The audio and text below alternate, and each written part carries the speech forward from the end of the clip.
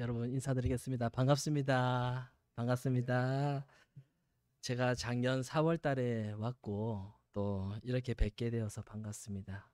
한 번 더 소개해드리면 저는 캐나다가 이제 동부와 서부 이렇게 있는데 서부 여러분께서 잘 아시는 그 토론토는 동부에 있고 그 제가 있는 곳은 서부 밴쿠버입니다. 그래서 밴쿠버에 그 안에 랭리라고 하는 그 지역에 한인들이 많이 살고 있어요. 그 지역에서 한인 이민자들을 대상으로 사역하고 있습니다. 작년에도 말씀드렸던 것 같은데 신학교 시절 때 저는 김지용 목사님과 같은 기숙사 룸메이트였어요. 같이 그렇게 시간을 보냈고 또 그리고 같은 교회에서 전도사 시절을 보냈고 같은 장소에서 결혼했습니다. 그리고 김지원 목사님 결혼하시는 그 다음 달에 제가 또 결혼을 했습니다. 그만큼 이제 김 목사님이랑 저랑 친분이 깊고 그리고 아주 인격적이시고 또 제가 아주 좋아합니다.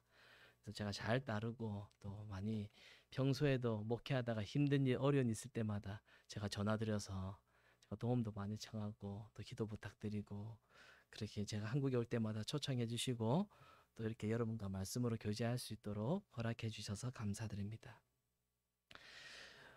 우리는 이 땅에 살아가면서 수많은 선택을 하면서 살아갑니다. 우리가 물건을 살 때에도 선택을 하고요. 그리고 학교를 갈 때도 선택을 하고 직장을 갈 때도 선택을 합니다. 집을 구할 때도 마찬가지죠. 그런데 잘못된 선택을 해서 우리가 후회하는 경우도 더러 있습니다. 때로는 후회를 하지 않기 위해서 다음에 선택할 때는 더 신중하게 이것을 선택해야지 이라는 마음으로 선택을 해보지만 그것이 또 우리의 계획대로 우리 뜻대로 잘 되지는 않습니다. 우리는 우리 자신의 미래의 일을 앞일을 우리가 내다볼 수가 없고 그리고 현재 내 앞에 보이고 있는 이 상황 내 앞에 보이고 있는 이 조건에 따라서 우리는 선택할 수밖에 없습니다. 이렇게 매 순간 선택을 하면서 살아가는 것이 우리 인생입니다. 신자는 하나님의 자녀는 뭔가 중요한 선택을 하기 전에 무엇을 하지요? 기도합니다. 먼저 하나님의 뜻을 묻는 거지요. 어떻게 묻습니까? 하나님, 이렇게 선택하는 것이 하나님께서 기뻐하시는 선택입니까? 라고 그렇게 기도하지요. 아주 좋은 신앙의 태도입니다. 어쨌든 신자이든 비신자이든 우리는 늘 선택을 위한 그 고민을 하면서 살아가고 있습니다. 오늘 본문에 보면은 아브라함과 롯이 등장을 하는데요. 이 두 사람이 각자가 떠날 땅을 앞에 두고 선택을 하는 그러한 장면이 나타납니다. 이들이 선택을 해야만 되는 이 배경을 간단하게 말씀드리면 이렇습니다. 아브라함과 롯은 그 관계가 가족 관계였어요. 삼촌과 조카 이 사이인데 서로가 가지고 있는 재산이 되게 많았습니다. 그 당시 재산은 뭡니까? 가축과 종이거든요. 그런데 그들이 지금 살고 있는 이 땅에서는 그 많은 그 가축들을 다 먹이기에는 초목이 식량이 너무 부족했습니다. 그래서 그 가축을 맡고 있는 이 양쪽의 목자들이 자신들의 가축을 먼저 먹이기 위해서 이 초목 때문에 자주 다투는 일이 발생하게 된 겁니다. 그래서 아브라함이 어른이잖아요. 조카에게 롯에게 말을 합니다. 롯아, 우리가 한 가족이지 않냐. 그러니까 이제 더 이상 우리 싸우게 하지 말자. 라고 하면서 따로 떨어져 살자라고 제안을 합니다. 그러면서 한 가지 제안을 하는데 뭐라고 제안을 하지요? 너무나도 유명한 말씀입니다. 9절 말씀이지요. 이렇게 제안합니다. 너의 앞에 온 땅이 있지 아니하냐. 나를 떠나가라. 너가 좌하면 나는 우하고 너가 우하면은 나는 좌하리라. 무슨 말입니까? 너가 왼쪽 가면 내가 오른쪽 갈 것이고 너가 오른쪽으로 간다 그러면 내가 왼쪽으로 갈게 라는 말이죠. 아브라함은 롯에게 땅을 먼저 선택할 수 있는 그 권한을 주었습니다. 그리고 자신은 롯이 선택하지 않는 다른 길을 가겠다라고 말을 합니다. 아브라함이 롯에게 이 땅을 선택할 수 있는 권한을 주자 롯은 선택하라고 하니까 요단 지역을 쭉 이렇게 한번 둘러봅니다. 그리고 저 멀리 요단 지역을 보니까 온 땅이 그 땅이 물이 넉넉해 보이고 자기가 보기에 마치 그곳이 여호와의 동산 같았다라고 해요. 너무 좋아 보이는 거예요. 그리고 애굽 땅처럼, 애굽은 아주 발전된 도시였거든요. 그래서 애굽 땅처럼 그곳이 좋아 보여서 그 지역을, 요단 지역을 선택했습니다. 그런데 13절에 보니까 그 지역에 누가 사는지 나오는데 소돔 사람이 살고 있다라고 합니다. 소돔 사람은 여호와 앞에서 아주 악한 사람입니다. 성적으로 문란하고 그리고 동성애를 하고 도덕적으로 아주 대표적인 아주 타락한 사람들이 모여 살았던 곳이 소돔 지역이었어요. 롯이 선택했던 그 요단 지역에 그 악하기로 유명한 소돔과 고모라 사람들이 살고 있었습니다. 자, 그러면 여러분, 롯의 선택을 어떻게 봐야 될까요? 롯의 선택은 좋은 선택입니까? 아니면 잘못된 선택입니까? 많은 사람들은 롯에게 잘못된 선택이라고 그렇게 이야기를 합니다. 저도 그렇게 생각을 했어요. 반면에 아브라함은 하나님께 맡겼기 때문에 그는 결국 복을 받고 잘 되었다라고 일반적으로 우리가 그렇게 생각을 합니다. 여러분, 그런데 제가 이 말씀을 보면서 의문이 들었습니다. 이것이 과연 선택의 문제일까? 물론 신자는 눈에 보이는 대로 선택하면 안 되겠죠. 눈앞에 있는 이 상황만을 보고 선택하면 안 되겠죠. 하나님의 뜻을 잘 분별해서 선택하는 것이 그것이 복을 받는 길이 맞습니다. 그런데 롯의 선택을 보면서 이 본문을 보면서 결론을 선택을 잘해야 된다라고만 해석하기에는 뭔가 좀 부족함이 있지 않나라는 생각이 듭니다. 여러분, 롯의 선택은 이 선택 그 자체가 잘못된 것은 아닙니다. 가축을 기르는 이 목자들이 상황을 한번 생각해 보십시오. 맨날 싸웁니다. 삼촌이 와가지고 이제 각자의 길을 가자고 해요. 이곳을 떠나라고 합니다. 가축을 기르려면은 물이 필요하고 초목이 필요해요. 그런데 요단이 바로 그런 땅이었습니다. 그래서 롯은 요단으로 간 거예요. 여러분, 이것은 아주 상식적인 선택이었습니다. 초목이 없어가지고 물이 없어가지고 다퉈서 가는데 물이 없는 곳으로 가야 됩니까? 물이 있는 곳으로 가야죠. 자신의 가족을 위해서, 자기 가축을 위해서, 그리고 살아보려고 이것은 당연한 선택이었습니다. 만약에 여러분 한번 입장을 바꾸어서 한번 생각해 봅시다. 땅을 먼저 선택하라고 하는데 먹을 것이 많은 좋은 땅을 여러분도 우리도 선택하지 않겠습니까? 롯의 선택은 아주 당연한 선택이고 그 선택 자체가 잘못된 것이라고 할 수가 없다라는 거죠. 롯의 선택은 아주 상식적인 선택이었습니다. 그런데 우리는 롯을 어떻게 보죠? 그 땅을 선택한 롯은 아주 어리석은 사람이고 아주 나쁘다라고 우리는 그렇게 생각을 해왔습니다. 자, 지금까지 롯의 선택에 대해서 살펴봤는데, 자, 이제 지금부터는 아브라함의 선택에 대해서 한번 살펴보겠습니다. 아브라함은 롯에게 이렇게 말했죠. 너가 왼쪽을 선택하면 나는 오른쪽을 선택할 것이다 라고 말을 합니다. 이 말은 아브라함 자신은 오른쪽이든 왼쪽이든 어디를 가든지 어느 땅이든지 자기는 상관없다 이 말입니다.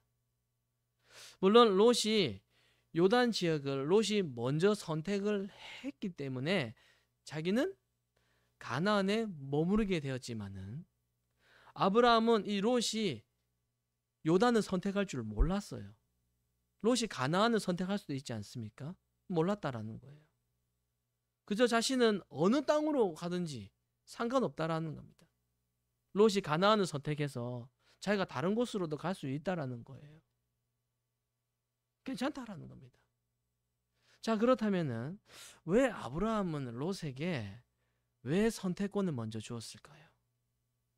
아브라함은 왜 자기가 아무 땅으로 어디든지 가도 상관없다라고 그렇게 생각을 했을까요? 아브라함도요, 이 요단에 물이 많은 것 아브라함 다 알고 있었습니다. 지금까지 자기가 그 많은 무리들을 다 이끌고 이곳으로 지금 왔는데 어디로 가면 좋은지 그가 왜 몰랐겠습니까? 다 알고 있었어요. 그럼에도 롯에게 선택권을 주고 자신은 아무 땅으로 가도 괜찮다고 생각했던 이유는 아브라함은 어느 땅이든지 그곳에 하나님이 계신다, 이것을 알고 있었기 때문입니다. 그래서 자신은 어느 땅으로 가든 상관이 없다라는 거예요. 물론 아브라함도 처음에는 하나님은 어디에나 계신다, 이걸 몰랐습니다. 어디를 가도 하나님이 계셔, 이거 아브라함이 몰랐어요. 아브라함이 그것을 모르니까 앞장에 12장에 보면은 자기가 거주했던 그 가나안 땅에 가나안에 기근이 있자 그 가나안을 곧바로 버리고 애굽으로 내려가 버렸잖아요. 그러니까 기근이 들었다고 해도 그곳에 하나님이 함께 계신다라는 것을 그 당시에는 아브라함이 몰랐다라는 거예요. 그래서 그냥 다 버리고 애굽으로 떠나버린 겁니다. 그랬던 아브라함이 자, 지금은 달라졌어요. 여유가 있는 거죠. 어느 땅이든 어디에서든지 하나님이 함께 계신다. 그것을 여러분, 그가 어떻게 배웠을까요? 그것을 알기 때문에 아브라함이 롯에게 먼저 선택해라고 그렇게 하지 않았을까요? 자, 오늘 본문 바로 앞에 보면은 한 사건이 나옵니다. 어떤 사건이냐면 아브라함이 자기 아내를 애굽 사람들에게 소개를 할 때 누구라고 소개하죠? 누이라고 그렇게 소개를 합니다. 아내 아니라고 말하죠. 자기가 살고 있었던 그 가나안의 기근이 들자 아브라함은 애굽으로 내려갔습니다. 그런데 애굽 사람들이 무서운 거예요. 해칠까 봐. 혹시나 그 애굽 사람들이 자기 아내를 보고 탐을 내어 가지고 자기를 해칠 수도 있다라고 그렇게 생각을 했습니다. 그래서 아브라함은 애굽 사람들에게 자기 아내를 누이라고 거짓말했습니다. 그러자 애굽 사람들은 아브라함의 아내를 왕에게 데려갔습니다. 그런데 문제가 생겼어요. 아내를 왕에게 데려가자마자 하나님께서 노하셔가지고 곧바로 그 왕의 집에, 바로의 집에 하나님이 재앙을 내리십니다. 왕궁이 난리가 났습니다. 그래서 왕이 아브라함을 불러가지고 막 뭐라 하죠. 너 왜 이런 거짓말을 해서 우리가 이렇게 재앙을 받도록 하느냐라고 막 꾸짖습니다. 그리고서는 이 아브라함 부부에게 많은 재산을 줘요. 수많은 예물을 주면서 이 아내를 잘 돌려보냈습니다. 얼른 가라고 돌려보냈어요. 자, 여러분, 이 일을 겪었던 이 아브라함이 무엇을 깨닫게 되었을까요? 아, 하나님은 애굽 땅에도 계시는구나. 왕이든 뭐든 전부 다 하나님의 다스림 안에 있구나. 하나님께서 모든 것을 다 주관하시는구나. 바로 이것을 아브라함이 그때 배우게 된 것입니다. 그 상황을 통해서, 그 사건을 통해서 알게 된 거예요. 그래서 아브라함 입장에서는 자, 다시 상황 돌아와서 지금 이 롯과 헤어져가는 지금 이 시점에서 과거의 그 사건이 당연히 기억이 나겠지요. 내가 좋은 땅으로 가든 내가 좋지 않은 땅으로 가든 상관없이 하나님은 어디 안에 계신다. 이것을 믿고 있었던 겁니다.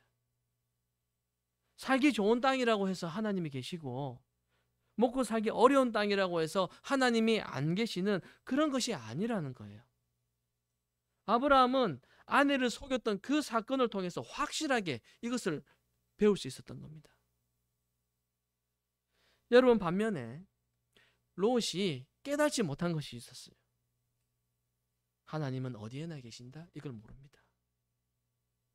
그래서 여러분, 오늘 이 본문은 우리가 어떻게 하면 우리가 좋은 선택을 할 수 있을까? 우리가 어떻게 하면 선택을 잘할 수 있을까? 이것을 말하는 것이 아니라 우리가 이 세상을 어떠한 시각으로 바라봐야 할 것인가? 이것을 보여주는 본문입니다.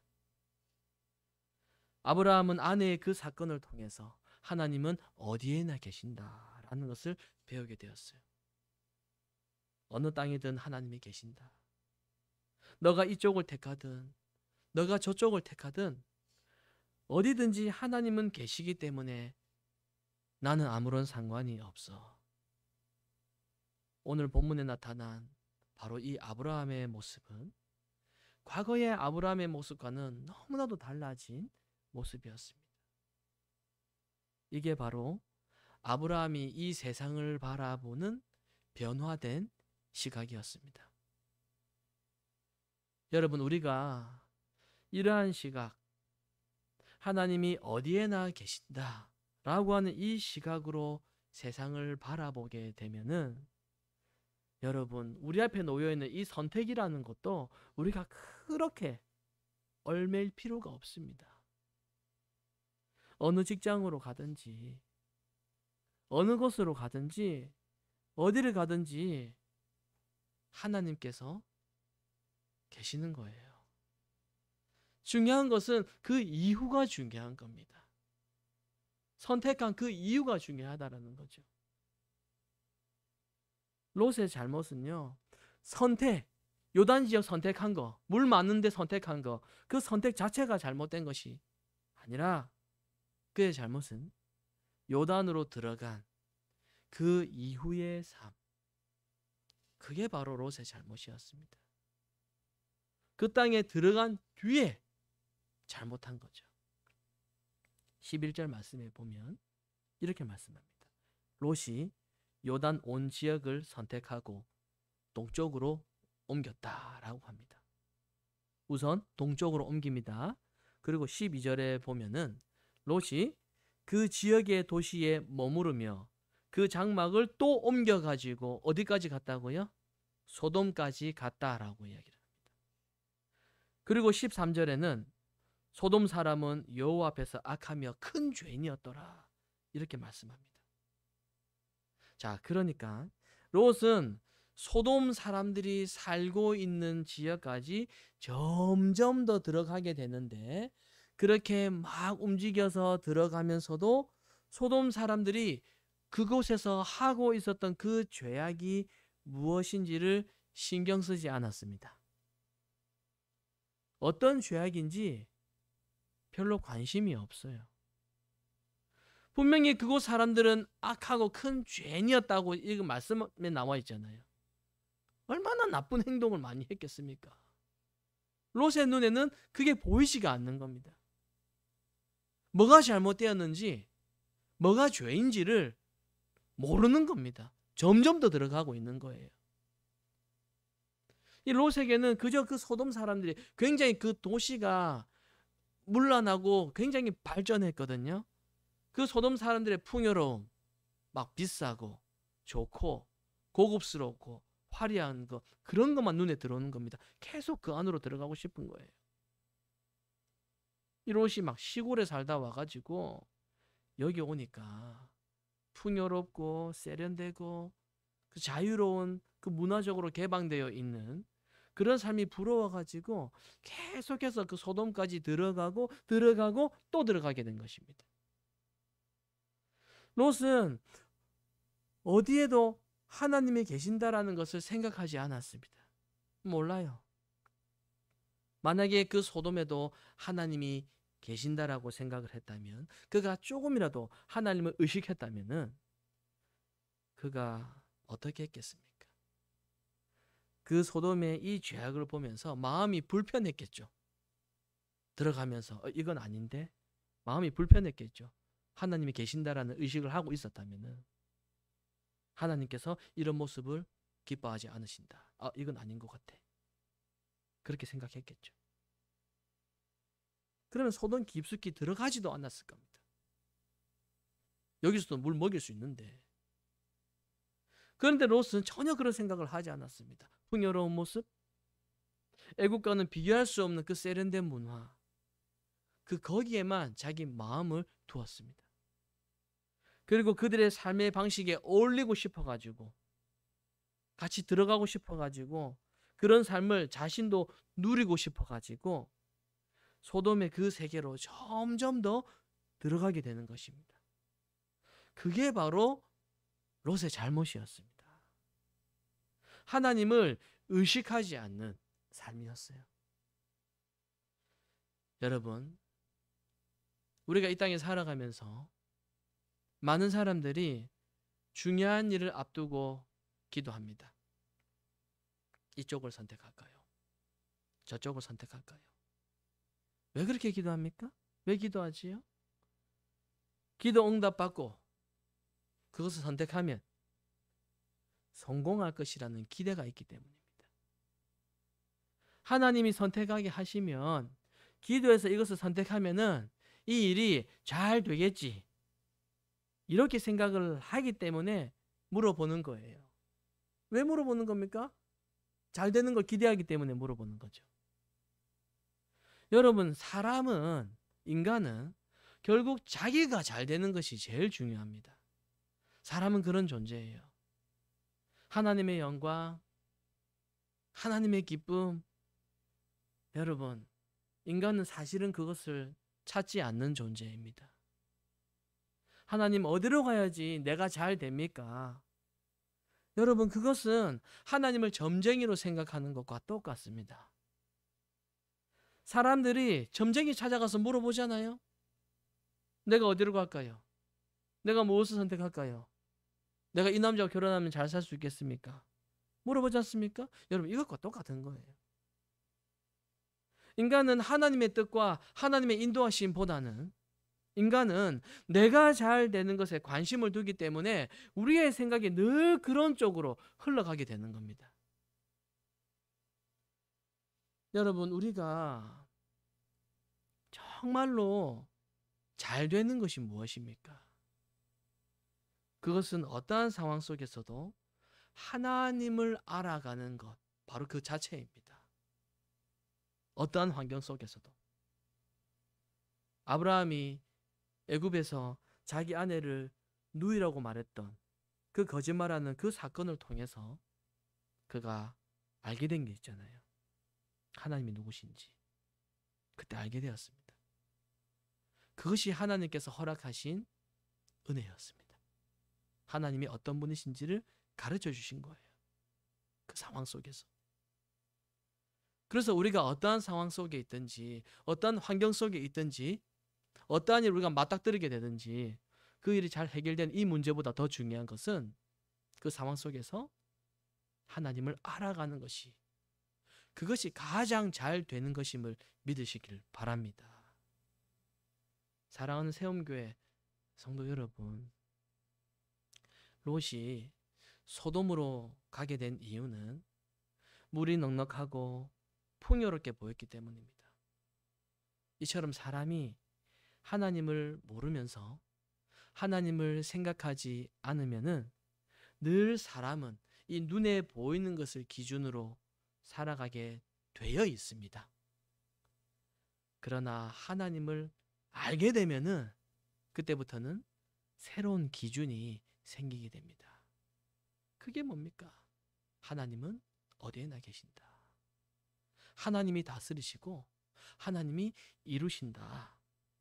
여러분, 이것을 알게 되면, 하나님을 알게 되면은 이러한 새로운 기준이 생기게 되는 것입니다. 어디에서든지 하나님이 계신다, 이것을 모르게 되면은 신앙생활도, 예배생활도, 직장생활도 자기를 위해서 하게 되는 것입니다. 그러니 여러분, 이곳으로 가든 저곳으로 가든 하나님이 계신다라는 것을 잊지 마시기를 바랍니다. 하나님께서는 우리를 단지 이쪽으로 가게 하려고, 단지 아니면 저쪽으로 가게 하려고 우리를 그냥 그렇게 이끄시는 것이 아니라 우리가 어디를 가든 우리가 어디에 있든 무엇을 하든지 그곳에는 하나님이 계신다. 이것을 깨닫게 하시기 위해서 하나님은 일하시는 겁니다. 그리고 이를 통해서 우리가 그 상황 속에서 하나님을 더 바라보게 하시고 하나님을 더 의지하는 백성으로 그렇게 만들어 가시는 것입니다. 여러분, 신자는 하나님께 어디로 갈까요? 무엇을 선택할까요? 이것을 묻는 것이 아니라 우리가 어디에 있든지 우리가 어떤 선택을 하든지 무엇을 하든지 바로 그 자리에서 하나님께서 함께 하신다라는 것을 드러내고 그곳에서 일하시는 하나님을 우리가 또 알아가고 그리고 하나님의 은혜를 전하는 그러한 하나님의 사람으로 살기를 소원하는 사람이 바로 그런 사람이 참된 신자입니다. 오늘 이 말씀을 여러분 꼭 붙잡으시고 우리가 어디에 있든지 어디를 가든지 어떠한 선택을 하든지 그 속에서 하나님이 누구신지를 알아가시고 그로 인해서 하나님의 시각으로 그리고 하나님께 기쁨이 되는 삶을 살아가시기를 그런 우리 모두가 되시기를 성부와 성자와 성령의 이름으로 축원합니다. 아멘. 기도하겠습니다.